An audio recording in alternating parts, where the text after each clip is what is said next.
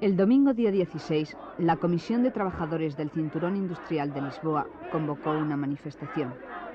Los campesinos llegaron del Alentejo fundamentalmente, en grúas y tractores, subidos en las palas de las excavadoras, con las orcas de hacinar las mieses y levantar la paja.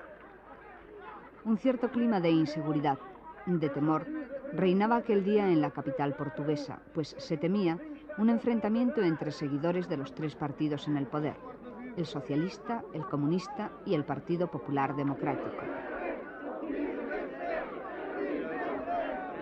Después del 25 de abril de 1974, puede decirse que esta ha sido la manifestación más importante celebrada en Portugal. Tras tener durante 2 días prácticamente sitiado al primer ministro Pinheiro de Azevedo en el Palacio de San Bento, ahora están aquí en la Plaza del Comercio reunidos más de 100.000 trabajadores llegados a Lisboa desde el norte, desde el sur del país, en camiones, en tractores, en furgonetas, muchos de ellos a pie. Se trata de una verdadera exhibición de fuerza. En estos momentos se está dilucidando quién tiene más poder en Portugal, si el pueblo o el gobierno. Pese a los malos augurios, no hubo enfrentamientos. Atravesamos el cordón humano trenzado por campesinas, trabajadores y niños y pudimos filmarlo todo a excepción del SUB, Soldados Unidos Vencerán, organización no legal de soldados ultraizquierdistas que ocultaron su rostro ante las cámaras, conscientes ya de los acontecimientos que habrían de producirse a la semana siguiente. Un clima golpista invadía Portugal. El 18 de noviembre Lisboa se despertó con la noticia de: para mañana está previsto un golpe militar de derecha, denunciado por el periódico izquierdista Diario de Noticias, que al día siguiente sufrió un atentado y una semana después suspendió su publicación. Entre los nombres que se barajaron como inspiradores del golpe de derecha estaba el del general portugués Galvão de Melo, con quien charlamos en su chalet de Estoril. El general Galvão de Melo es uno de los hombres más discutidos de Portugal. Un hombre que hace declaraciones a la prensa como esta: la gran fuerza en la que me apoyo es la estupidez de mis enemigos. Hoy, miércoles 19, estaba previsto un golpe de derecha en Portugal.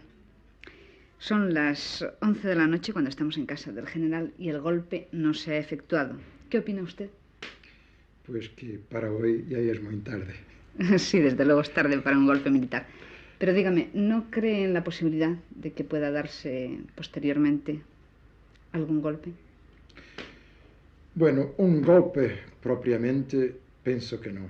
Mas si la extrema izquierda sigue con la política de destrucción del país que ha hecho hasta hoy, algo tiene que se hacer para salvar el país de esta, como he dicho, destrucción sistemática.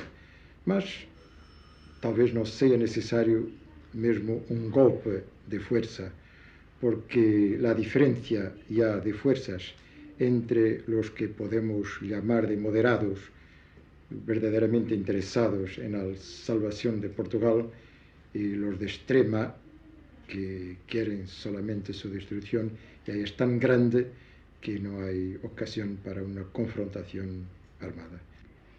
¿Por qué siempre que en este país se habla de un golpe de derecha se baraja su nombre? Bueno, porque las fuerzas políticas más interesadas en alejar de la escena política son exactamente las fuerzas de extrema izquierda. Y fíjese usted que yo no digo la izquierda, que eso está bien, más de la extrema izquierda. Como evidentemente se teme un poco de las posiciones, de las actitudes que yo pueda asumir un golpe de esos, me tentan destruir mi imagen junto del pueblo, diciendo que soy un hombre de derecha, y con el sentido de decir que no solamente de derecha, mas de extrema derecha.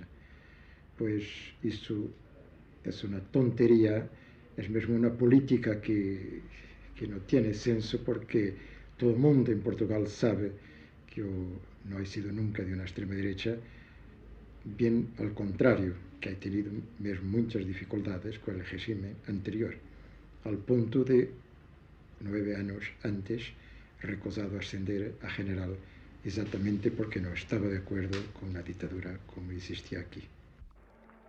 El día 20, el sexto gobierno decidió suspender sus funciones hasta que el presidente de la República pudiera garantizar las condiciones indispensables para el ejercicio de sus funciones. Es decir, por primera vez en el mundo, un gobierno se declaró en huelga para protestar por la falta de garantías para ejercer su autoridad.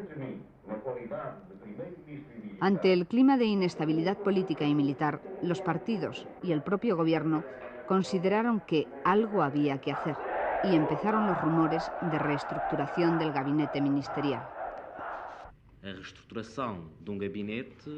La reestructuración del gabinete es una medida política. En la democracia aceptamos que haya remodelaciones gubernamentales con medidas políticas tendentes a resolver problemas políticos.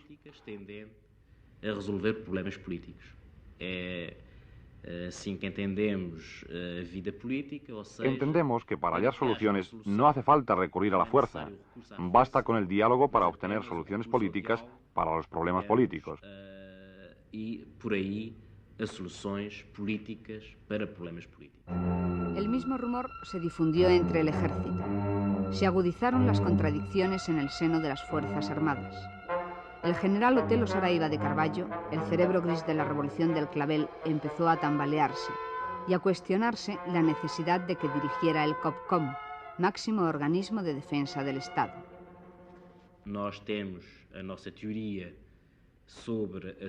Nosotros tenemos nuestra teoría sobre la subordinación del poder militar al poder civil. Pensamos que las Fuerzas Armadas deben respetar la voluntad popular y las elecciones libres. Y por ahí todos los problemas que possam decorrer de arranjos internos dentro das Forças Armadas, o nosso único parâmetro y o nosso único limite es que elas sirvan. Lo que interesa a nuestro gobierno es que los militares obedezcan las órdenes del primer ministro. Na cadeia de comando é problema que diz respeito aos militares. O que interessa a nós, governo, é que os militares obedeçam às ordens do primeiro-ministro. A pesar de las tensiones políticas internas, Portugal no desatendió sus relaciones exteriores, y las gestiones entre los diplomáticos españoles y portugueses condujeron a la normalización de las relaciones entre los dos países, tras los desafortunados acontecimientos del asalto a la embajada española en Lisboa. Neste momento, embora o embaixador da Espanha ainda não esteja em Portugal, aunque el embajador español no esté todavía en Portugal, las relaciones entre Portugal y España comienzan a adquirir la normalidad que es necesaria entre los dos países.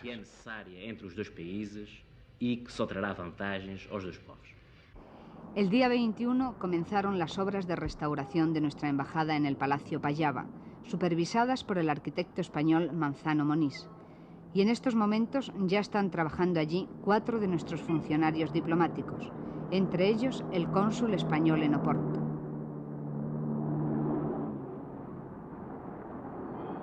El día 24 comenzó a funcionar de nuevo el Instituto Español de Lisboa, y el 25 se rebelaron fuerzas de paracaidistas que pretendieron tomar las bases aéreas de Tancos, Monterreal y Montijo.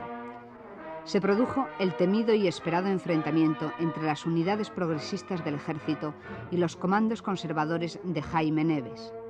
Disparos, varios heridos, 4 muertos, confusión. Se sofoca la rebelión de los paracaidistas y triunfa la línea moderada del ejército.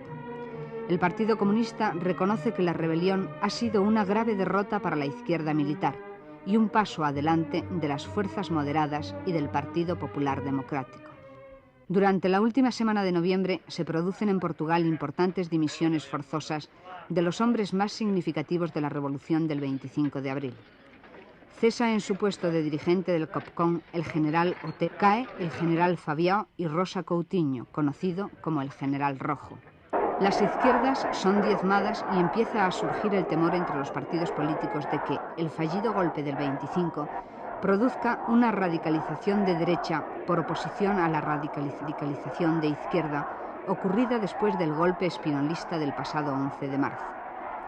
El COPCOM ha desaparecido como tal y ha sido reabsorbido por el Estado Mayor del Ejército. Los SUB han pasado a una mayor clandestinidad si cabe, y 100 oficiales y sargentos están pendientes de juicio.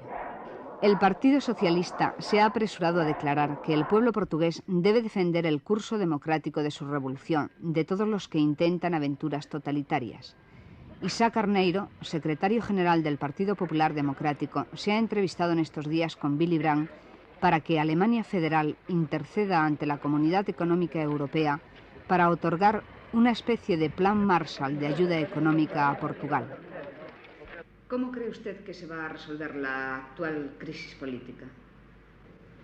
Lo que creo y lo que espero es que las autoridades militares, incluso el presidente de la República, pongan las Fuerzas Armadas portuguesas, que en su gran mayoría, son fuerzas interesadas en la manutención de la democracia al servicio del cumplimiento del programa del sexto gobierno provisorio y de la eficacia de su acción. Esto será indispensable si queremos, como queremos, todos, el pueblo portugués lo merece, construir en Portugal rápidamente una democracia estable, una democracia que no sea apenas política, sino también económica y social. Finalmente, esta semana se ha levantado el estado de sitio en Portugal. La televisión y la radio han sido nacionalizadas. La prensa suspendida parece que empezará a salir la próxima semana. Se prevén reestructuraciones y cambios de carteras ministeriales. El presidente Costa Gomes ha hablado de elecciones en la próxima primavera.